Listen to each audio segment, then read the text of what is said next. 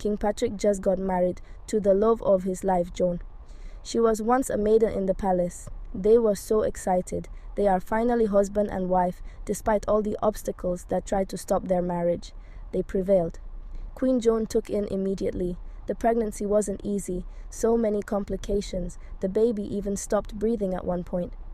Queen Joan cried her eyes out, asking for the reasons for all this. The palace physician was booked to come and remove the baby since it wasn't alive anymore. But to their greatest surprise, the baby started breathing again. Queen Joan jumped up in excitement and ran home to inform her husband, the king, who was also excited on hearing the good news. They prepared everything they needed for the welcoming of their baby. They were happy to be parents, filled with joy and so much love in their hearts to give to their baby. Queen Joan gave birth to her daughter, who was named Princess Blessing. Her daughter wasn't pretty like every other child. She looked so ugly that her mother couldn't bring her outside because people always referred to her as a monkey. To make matters worse, she even had bow legs. But Queen Joan wasn't discouraged. She loved her daughter. Princess Blessing was very intelligent. She would always come back home crying after school. Her classmates always referred to her as Blessing Monkey. When she returned home, her mother would always carry her up, clean her tears, and told her, "My little princess, they are all jealous of you because you are excelling in your studies.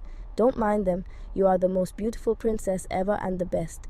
But this kept on, and she got used to being called Blessing Monkey. A few years later, Joan took in and gave birth to two very beautiful babies, a boy and a girl.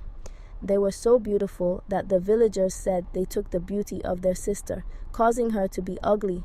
They even added, "Blessing came to clean the womb for the prince and princess to be born." But all their words didn't have any effect on Queen Joan and King Patrick. They treated the kids the same way and encouraged their kids to always be there for one another. As time went on, the kids grew up. Blessing remained ugly with no one admiring her. Her sister, Princess Cynthia, was the center of attraction. She was so beautiful with light brown eyes, capturing the hearts of most men in the village. Her brother, Prince Stephen, was also very good-looking. Maidens admired him too. Cynthia knew she was beautiful, so whenever her mother wanted to send Blessing to the market, she would quickly plead to follow her. At times, her mother would agree. Other times, she would refuse. With some of the villagers calling her sister Blessing Monkey, she used the opportunity to avoid men that called her sister names, telling them they weren't befitting for marriage. She vowed to her sister never to marry anyone who called her names. As time went on, Princess Cynthia got married to a handsome, wealthy man, Austin, who saw her one day on her way, returning from an event that occurred in the village square. Although he saw the two sisters, he picked interest in Princess Cynthia. They got talking, and they eventually got married. Austin is from a different village, but always visited Princess Cynthia's village during major market days to sell his goods, or during their festive period to enjoy the cultural activities. Princess Blessing was always available to keep her parents company. No one was interested in her. No one was asking for her hands in marriage. She felt sad, but didn't know what to do. She prayed and hoped that one day someone was going to come for her. Blessing was always inside the house. She missed her sister, Princess Cynthia, as Cynthia was always there to fight for her. Whenever they went out, Cynthia was the only friend and sister she had. She was so sad. She was gradually losing weight too. King Patrick became disturbed. The thought of losing his first princess broke his heart, so he spoke with the queen, suggesting an arranged marriage for their daughter. The queen, who gave it a thought, quickly declined, saying, "What if the person doesn't like her and ends up maltreating her?" The king saw reason with the queen's words. He thought of various ways to marry her off without hurting her pride. He remembered his right-hand man's son just returned from a different village, so he sent for him and his son. When they arrived at the palace, the king spoke with Alfred first. "My dearest friend, your friend isn't happy," the king said. "How may I be of help?" Alfred asked the king. "Alfred, I am losing my first princess gradually. All she does is cry in her room, refusing to come out. Unlike when her sister was around, she was always bright. She needs to be married off. Can your son marry her?" Alfred gave it a thought and told the king, "It's better he speaks for himself." So Oscar was called in. The king then asked him, "Will you marry Princess Blessing?" Oscar was shocked at first as to why the king was willing to give his daughter's hand to a commoner. But then the king told him her condition. Princess Blessing is born with a bow leg, so no one wants to marry her.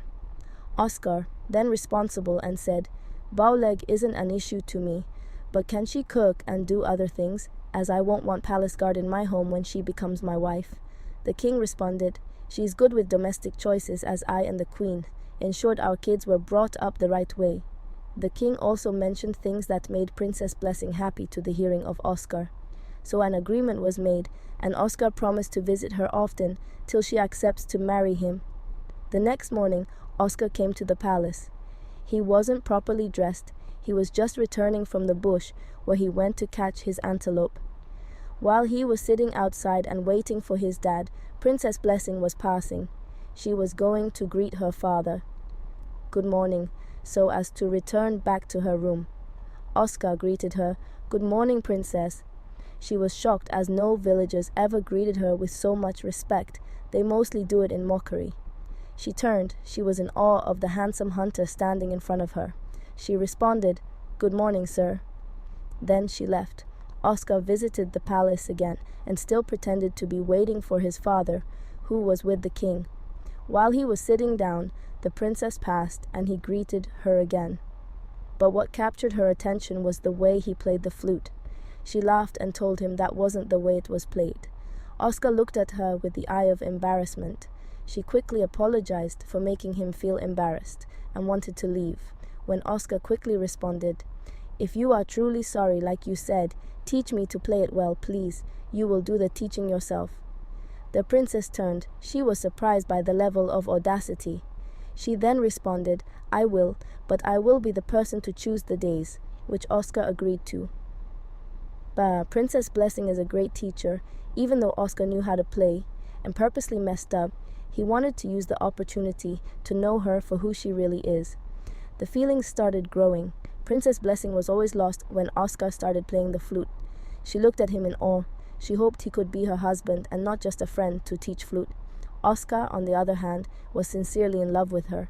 He loved her beautiful nature. She was simple in all her ways, easy to fall in love with. So one day, while playing the flute, Oscar paused for a moment and asked the princess, "My princess, are you allowed to marry a commoner?" She was confused. "Why do you ask?" Oscar responded, "Because the commoner wants to marry you." Princess Blessing was shocked. Her eyes opened wide. She then responded, "If he has genuine feelings, it won't be ignored." After Oscar left, Princess Blessing ran to where her parents were sitting and having fruits to inform them that the handsome man she is teaching how to play a flute wants to marry her. Her mother was shocked and excited at the same time. Her father was also excited. Marriage arrangements were made and Oscar and Princess Blessing got married. The wedding was the talk of the community. As everyone saw her as ugly, they were shocked that Oscar would marry her. Some gossiped, saying the king must have promised him something or given him half of his kingdom for him to do so. With words not coming out, Oscar and Princess Blessing were living happily together. Blessing was so happy. She wasn't used to doing some house chores, but she was open to learning, seeing that she married a good man and someone who loves her. Princess Blessing took in and is expecting their first baby. Princess Blessing became scared. She's afraid of giving birth to a child with bow legs, a child who will be mocked and might not have a place because she has bow legs or not pretty like others.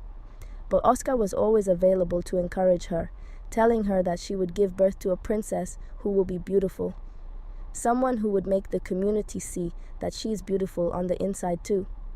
Things were going on fine until one of the guards who was present the day the king summoned Oscar, and his father told his friend that the king begged Oscar to marry his daughter. The friend who told another friend, and the news was everywhere. When Princess Blessing heard it, she thought it was one of their stunts, but the level at which it was said made her curious. So she went to the palace and asked to speak with her parents. When she asked her father if what the villagers said is true, the king accepted. "I called Oscar and asked him to marry you," but before he could finish what he was saying, Blessing stood up and left. The queen was happy. She quickly told him, "I told you to be careful. It will hurt her feelings." The king and queen were in their chambers when Oscar came in, and asked if Princess Blessing was home. They became worried. She left when I was trying to explain myself to her. I thought she went home, said the king. They started looking for Princess Blessing. No one knew where she was or where she could be. They searched everywhere. They were all afraid, as the princess is pregnant too. To Oscar's great surprise, when he got home, he saw her sitting in front of the house. Oscar quickly ran to her, wiped her tears, and told her he was going to explain everything. Blessing looked at him and said, "Did you love me at any point? Or was it because the king, my father, asked you to?" But Oscar responded, "My feelings are genuine from the beginning. I hope you believe me." Blessing left and went to bed, but Oscar sat by her side all through the night. The next day, the king visited Princess Blessing's home. He then explained everything. "Yes, I called Oscar to marry and promised to give him a lot of things, which he refused. He said he was going to know you for himself and see if he falls in love with you, and if you would also fall in love with him. If you don't, he wouldn't marry you because it means your heart would be hurt if he marries you. So when you were excited about him asking you for your hand in marriage, I knew you both have fallen for each other. So please don't hate your husband, but you can hate me for doing it my way." Blessing looked at her husband with tears in her eyes and went to hug him. "I'm sorry for not believing you." They hugged each other, with Oscar reaffirmed his words to her. Months later, Princess Blessing gave birth to a beautiful daughter. She was so beautiful that everyone wanted to see for themselves. Princess Blessing thanked her husband for always being by her side and encouraging her throughout her journey. Words of encouragement: never give up on a special child. Born with a birth deficit doesn't make the child different from others. If you give them love, they will also have love to give in return. Please like, subscribe, comment, share, turn on the notification bell to get more interesting stories like this.